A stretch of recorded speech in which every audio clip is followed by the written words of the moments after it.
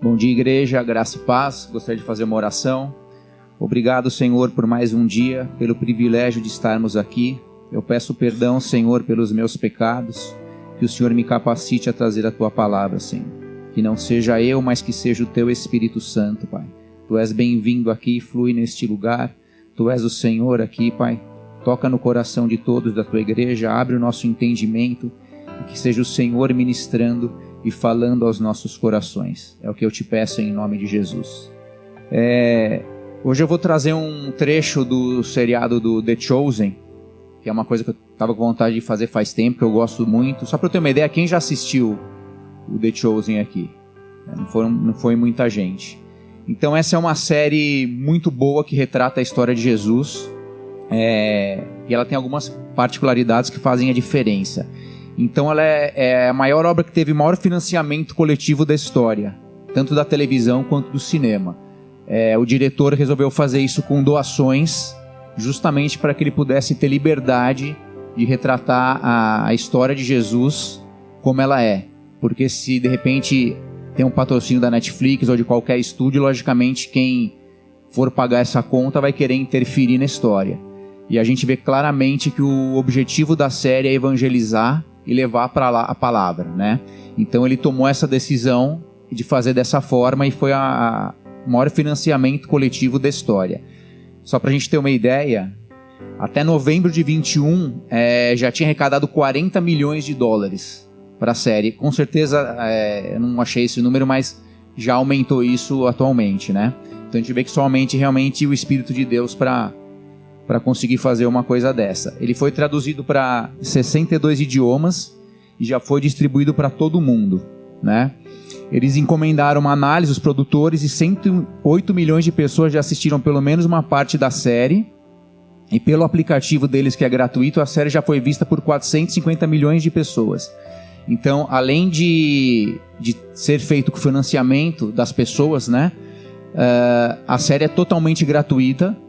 Ela pode ser assistida pelo aplicativo deles, né? Bem simples, você baixa o aplicativo no celular ou no tablet. Quem tem uma Smart TV pode baixar o aplicativo deles também e assistir por lá de forma totalmente gratuita, porque, como eu falei, o objetivo realmente é divulgar a palavra, né? Fez muito sucesso, tanto nos números que a gente está vendo, como de crítica. Tanto que já tem hoje a primeira série na Netflix, no Amazon Prime, e as outras temporadas devem chegar também. Já tem as 2 primeiras temporadas, já tem legendado em português. A terceira foi lançada, como o pastor João citou aqui no domingo passado, mas não tem ainda a tradução para o português, está só em inglês ainda, né? E uma coisa que eu acho muito interessante, que faz a diferença dessa série, é que ela tem uma posição evangélica, mas o diretor usa 3 consultores cristãos para poder ajudar, né? Então tem o Jason Sobel, que é um rabino messiânico, né? O rabino messiânico é aquele que crê em Jesus, né? Como Senhor e Salvador. É o judeu que crê em Jesus como Senhor e Salvador. Tem o padre David Guffey, que é um padre católico, e tem o Dr. Doug Huffman, que também é professor de Novo Testamento na Universidade de Biola. Então eles revisam o roteiro, fornecem fatos, contextos sobre a história bíblica, cultural e sociopolítica. Então realmente existe uma preocupação em que o texto seja fiel, né? E para realmente passar a mensagem de Cristo. A gente vê às vezes muitas produções aí de Hollywood que pegam temas bíblicos, mas que deturpam completamente a palavra. E o objetivo, logicamente, é ganhar dinheiro e não levar a palavra. Então aqui a gente vê realmente essa preocupação em que seja fiel ao texto bíblico, né? E no crédito da abertura, justamente eles explicam isso. Então eles falam que o The Chosen é baseado nas histórias verdadeiras dos evangelhos de Jesus Cristo, que alguns locais, cronogramas e eventos foram combinados ou condensados, e as histórias de fundo, alguns personagens ou diálogos foram acrescentados. A gente vai ver isso. No entanto, todo o contexto bíblico, histórico, qualquer imaginação artística são concebidos para apoiar a verdade e a intenção das Escrituras. Os espectadores são encorajados a ler os evangelhos. Os nomes, locais e frases originais foram transliterados para o inglês para melhor compreensão. Então, realmente, a gente vê essa preocupação, quem assistiu e quem vier assistir. Um dos meus objetivos é encorajar, incentivar a igreja a assistir a série, vai poder notar isso aí. Eu particularmente gosto muito de ver séries ou filmes bíblicos. Eu acho que eu sou muito visual. Eu acho que quando a gente assiste, traz várias coisas que a gente só lendo o texto não consegue imaginar. Então acho que enriquece muito o nosso entendimento, poder assistir, poder ver, né? E ter mais ideia de como as coisas aconteciam. A gente vai assistir agora um trecho que é a cura do paralítico no tanque de Betesda, e depois a gente vai falar um pouco em cima desse texto.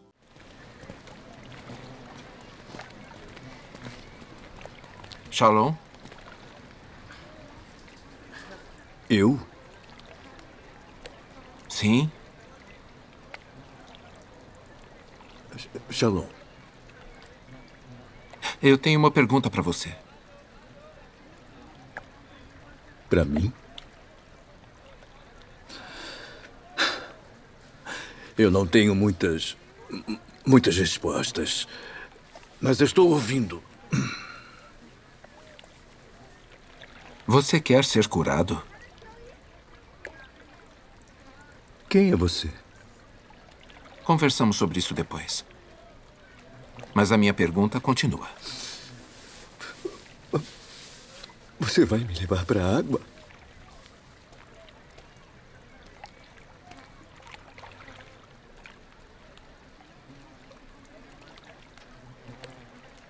Olha, eu estou tendo um dia muito ruim. Você está tendo um dia ruim há muito tempo.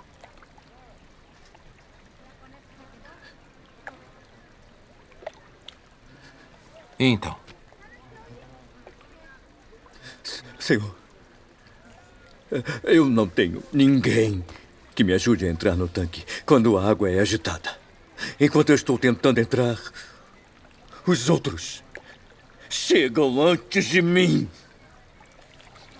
Então... Olhe para mim. Olhe para mim. Não foi isso que eu perguntei.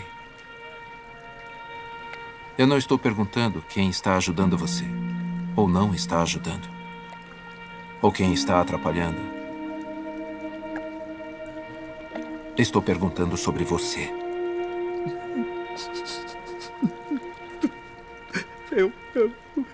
Eu tentei. Por muito tempo, eu sei. E você não quer falsas esperanças de novo, eu entendo. Mas este tanque não tem nada para você. Não significa nada. E você sabe. Mas você ainda está aqui. Por quê?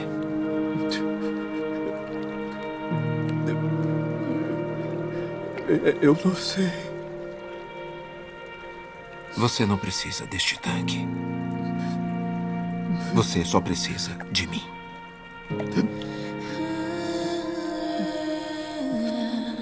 Então, você quer ser curado?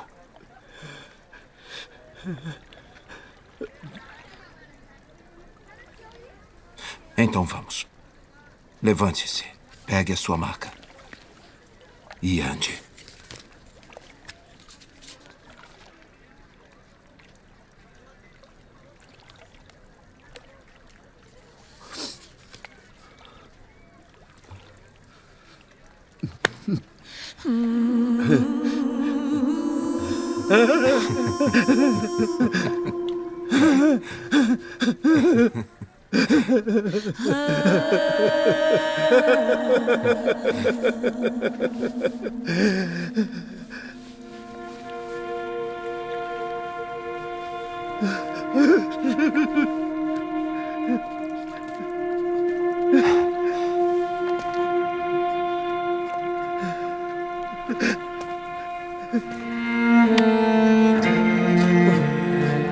Quem?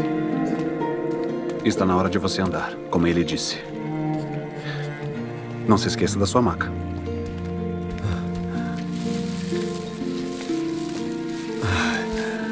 Por que isso importa? Porque você não vai voltar aqui. Essa vida acabou. Tudo muda agora. Muito bom, né? Realmente A série é muito bem feita e até conversando com o pastor João a gente concorda, a coisa que mais me impressiona, vou falar um pouquinho mais no final, é o amor de Jesus, né? A gente via quanto ele se importava e quanto ele nos ama, né? Tem várias curas na série como essa, e realmente é muito impressionante isso e muito interessante. Essa é uma foto que eu coloquei do que seria possivelmente o tanque de Betesda, né? Não dá para ter 100% de certeza, mas essa é uma imagem do que provavelmente ele seria, tá? Então nós vamos ler o texto e falar um pouquinho a respeito. Só o Evangelho de João retrata essa passagem, né? Está em João 5, então no versículo 2 fala: há em Jerusalém, perto da porta das ovelhas, um tanque que em aramaico é chamado Betesda, tendo 5 entradas em volta. Ali costumava ficar grande número de pessoas doentes e inválidas, cegos, mancos e paralíticos. Eles esperavam um movimento nas águas. De vez em quando descia um anjo do Senhor e agitava as águas. O primeiro que entrasse no tanque, depois de agitadas as águas, era curado de qualquer doença que tivesse. Então, conforme o texto bíblico, o tanque de Betesda era um reservatório que ficava próximo à entrada da Porta das Ovelhas em Jerusalém. O significado de Betesda é casa de misericórdia. E falando um pouquinho do versículo 4, até conversei com o pastor João a respeito disso há um tempo atrás, e eu acho importante, já que a gente está falando dessa passagem, trazer isso para a igreja também, que na verdade existe duas formas de entender esse versículo 4. Um é que ele é literal, que realmente isso acontecia, que um anjo vinha, agitava as águas e as pessoas eram curadas. Mas existe uma outra possibilidade que pode ser considerada, que é que na verdade isso não acontecia, que isso era uma crença das pessoas daquela época, que elas acreditavam que isso acontecia, mas isso não acontecia de verdade. Então esse versículo 4 seria uma nota explicativa que os copistas colocaram depois para poder explicar melhor o texto, porque como no versículo 3 e 7 é feito a menção do movimento das águas, se não tivesse essa nota explicativa, o texto não daria para ser compreendido, né? E o que leva a essa hipótese é porque nas traduções mais recentes esse versículo aparece entre colchetes. Não só esse, mas alguns outros versículos na Bíblia. E o que quer dizer quando um texto aparece entre colchetes? Quer dizer que eles não constavam nos manuscritos originais. Então, na NVT, por exemplo, tem um colchete e tem uma nota explicativa que esse versículo não aparecia nos textos originais. Foi acrescentado depois para poder ter um melhor entendimento do texto, né?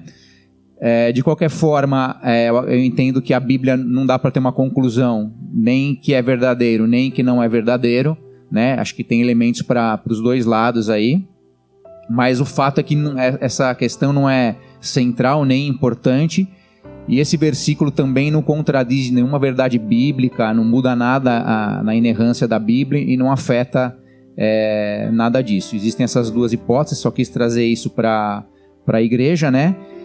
E o mais importante, na verdade, é a gente entender que a cura veio através de Jesus, né? E não através das águas, que era aquilo que o homem precisava, né? Continuando, no versículo 5 fala: estava ali um homem que havia 38 anos se achava enfermo. E Jesus, vendo este deitado e sabendo que estava neste estado havia muito tempo, disse-lhe: queres ficar são? Então é interessante que nesse versículo, na continuação da história, não se fala o nome do homem, do paralítico, né? Só fala que ele estava lá há 38 anos, então não dá para saber a idade dele, né? Provavelmente ele não estava lá desde de nascido no tanque. Só fala que ele estava há 38 anos e também não fala qual a enfermidade que ele tinha. Tudo leva a crer, como a gente viu no vídeo, que ele devesse ser paralítico porque não tinha ninguém que levasse ele para a água, ele não conseguia andar, né? E também porque Jesus mandou ele tomar a maca dele, então tudo leva a crer que ele não conseguia andar, né? Seguindo aqui, é interessante que Jesus faz a pergunta para ele, que parece óbvia, Mas na verdade até o texto acaba explorando melhor isso. Eu entendo que é porque Jesus quer ter um relacionamento conosco, né? A gente não pode ter intimidade com ninguém se a gente não conversa, se a gente não estabelece um diálogo. Então muitas vezes as pessoas perguntam: mas por que eu preciso orar se Deus já sabe de todas as coisas? É exatamente por isso, porque Ele quer ter um relacionamento conosco, Ele quer nos ouvir, Ele quer que a gente busque a Ele. Seria a mesma coisa de nós que somos pais, né? Se a gente tivesse o poder de entender tudo que os nossos filhos pensam ou precisam ou falam, a gente não chegaria para eles e falaria: olha, não precisa falar mais nada que eu já sei tudo que você quer. Muito pelo contrário, a gente quer conversar, a gente quer se relacionar, né? E Deus trabalha dessa forma. É muito interessante que eu já li em alguns livros e já ouvi testemunhos também de uma pessoa, por exemplo, que está passando por uma dificuldade ou até um caso de vida ou morte ou precisa de um livramento, e Deus incomoda uma outra pessoa. Eu já li um testemunho do outro lado do mundo na madrugada para orar por aquele fulano, né? por aquela pessoa. A pessoa acorda sem entender, sente aquele toque do Espírito Santo, ora, né? Sente que Deus ouviu aquela palavra e de repente no dia seguinte ou depois ela entra em contato com aquela pessoa pela qual ela orou, e conversando eles veem que exatamente naquele momento ela estava passando por uma dificuldade ou tinha uma necessidade. Se a gente for pensar, por que Deus, já que queria dar o livramento e deu, não simplesmente fez isso? Não, Ele prefere acordar um outro servo dele para interceder por aquela pessoa, né? Então a gente vê realmente que Deus quer esse relacionamento e que Ele atua através de nós, que nós temos autoridade e que Ele deseja isso da gente. Uma outra coisa que me chama a atenção também é que Jesus vai ao encontro daquele paralítico.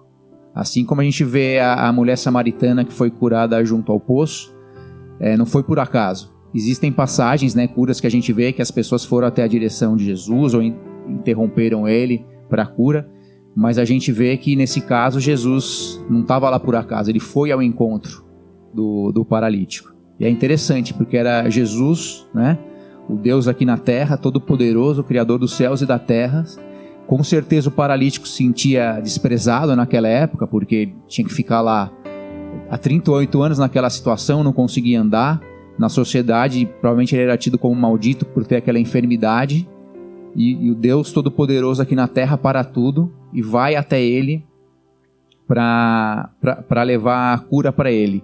Isso até me faz lembrar uma frase que eu gosto muito do Max Lucado, que é um escritor americano bem famoso, que ele fala que só existisse uma pessoa no mundo, Jesus teria vindo da mesma forma para trazer salvação. Então isso mostra como Jesus nos ama e como nós somos importantes para Ele, né? Como Ele se importa com nós. E eu entendo também que essa frase de Jesus, perguntando se Ele queria ser curado, que como eu falei parece óbvia, mas não é, e a gente viu um pouquinho isso no texto, Ele está dizendo: você está acostumado com o seu estado de miséria ou é hoje que você quer a transformação? Então Jesus realmente quer tratar ele, né? E aí seguindo aqui, no versículo 7 fala: o enfermo respondeu-lhe: Senhor, não tenho homem algum que quando a água é agitada me ponha no tanque, mas enquanto eu vou, desce outro antes de mim. Jesus disse: levanta-te, toma o teu leito e anda. Logo aquele homem ficou são e tomou o seu leito e andava. E aquele dia era sábado. Então também é muito interessante, né, essa continuação. A gente vê claramente que o homem estava colocando a fé dele, a esperança, numa condição humana, né? Que alguém ajudasse ele, que alguém pudesse intervir. Ele estava colocando os olhos nos homens. E muitas vezes a gente faz isso também, né? Imagina quantas vezes ele estava lá, ele tentou ir para a água, não teve ninguém que ajudou, pessoas passaram na frente dele. Então a gente vê que ele realmente estava colocando a esperança dele no homem, né? O que é uma coisa errada. E nós também muitas vezes fazemos isso, né? E uma coisa interessante é que 99% das vezes, eu poderia dizer, pelo menos na minha vida, Deus opera de uma forma diferente do que a gente imagina, né? Normalmente as coisas não vão acontecer como a gente imagina. Então a gente tem um problema, a gente tem uma situação, e na nossa cabeça a gente acha que tem que acontecer determinada coisa para resolver aquilo, e normalmente não é dessa forma. E a gente vê na Bíblia assim também. A gente vê que todas as curas de Jesus foram de formas diferentes. A gente vê Jesus curando o cego. Cada cura que ele fez era de um jeito.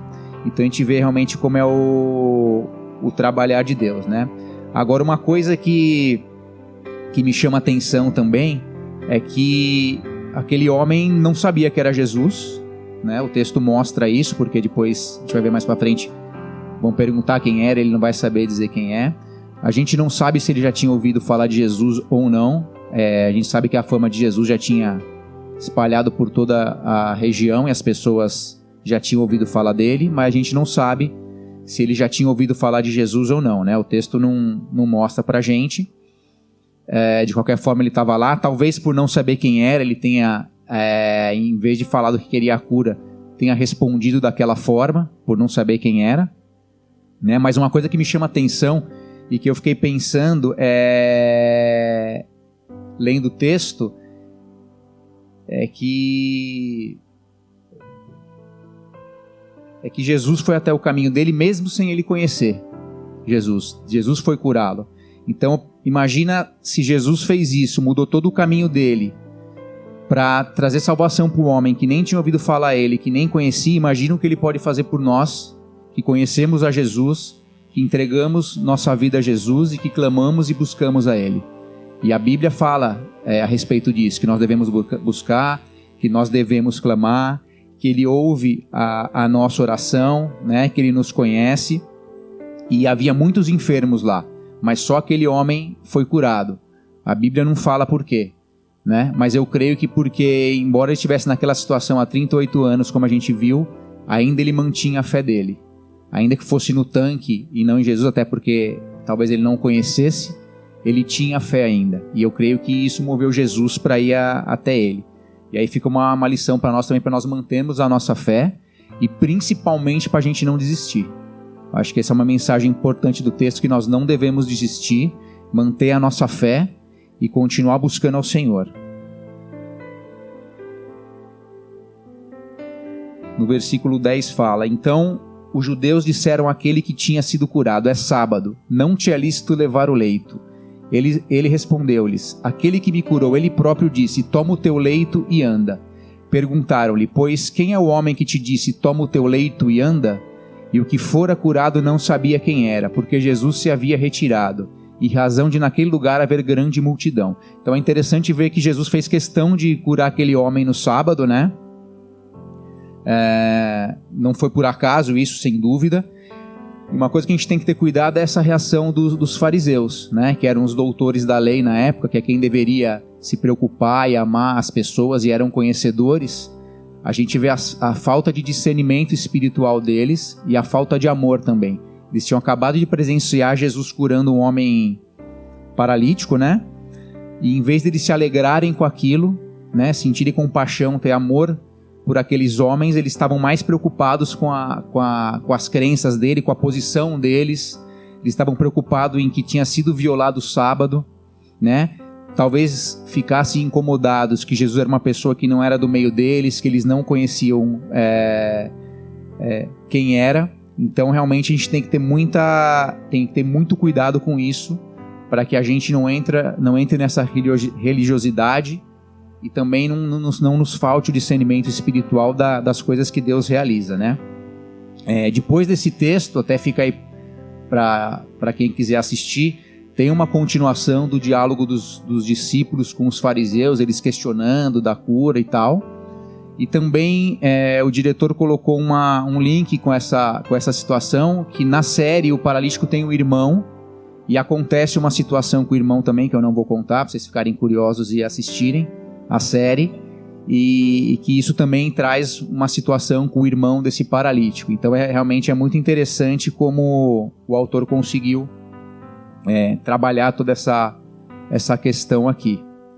E o último versículo, que também é muito interessante, o 14: Depois Jesus encontrou-o no templo e disse-lhe: Eis que já está são, não peques mais, para que não te suceda alguma coisa pior.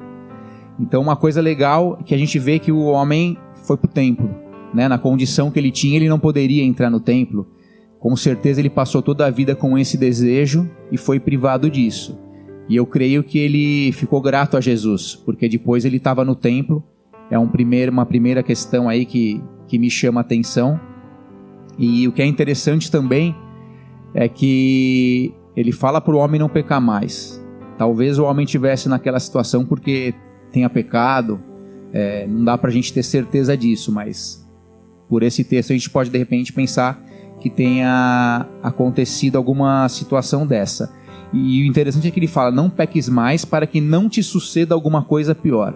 E aí eu fico imaginando o que pode ser pior do que você ficar 38 anos paralítico, sem andar, numa situação daquela. Eu creio que a cura desse homem tenha sido uma cura espiritual, né? E eu imagino que o que poderia ser pior do que aquilo que ele tinha vivido é justamente, de repente, a morte, e principalmente a morte sem Jesus, né?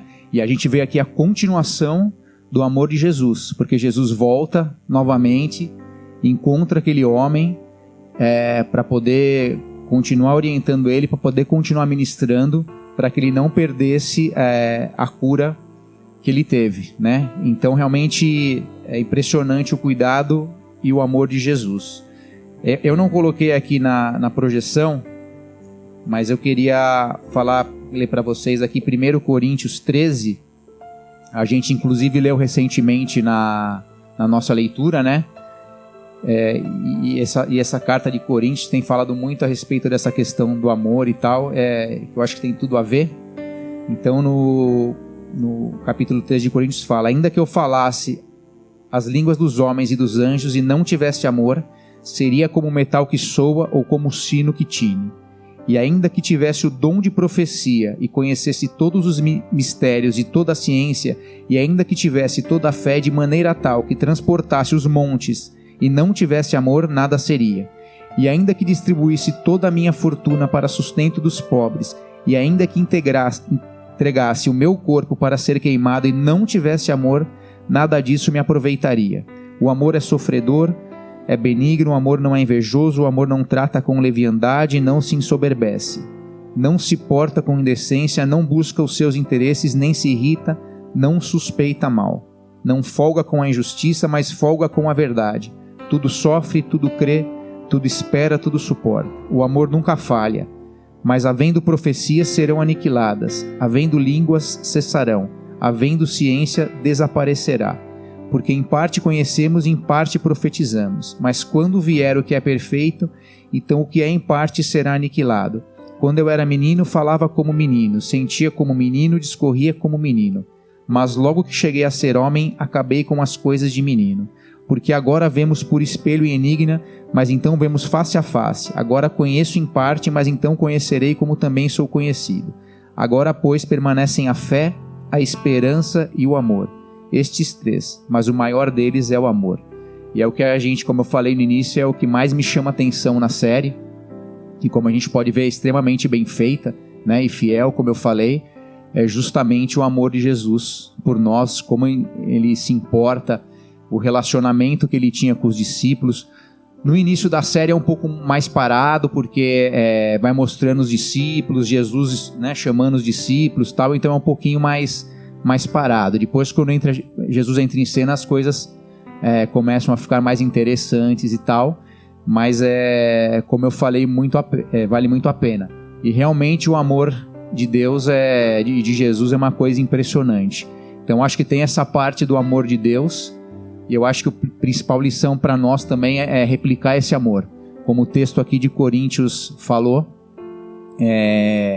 sem amor não adianta nada. Então a gente via no caso dos fariseus, né?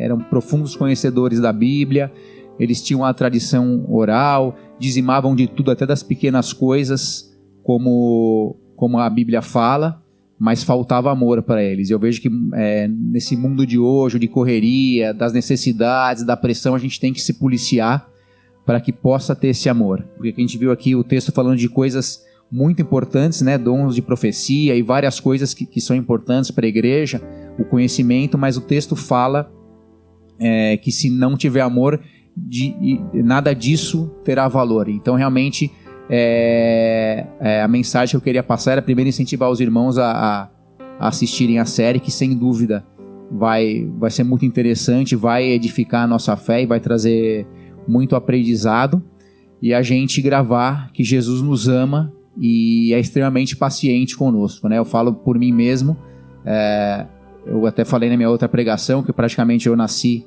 no meio evangélico, sempre aprendi, sempre orei, mas eu demorei 26 anos para realmente tomar uma posição firme com Jesus. E Deus foi paciente, Deus foi amoroso, foi misericordioso, né?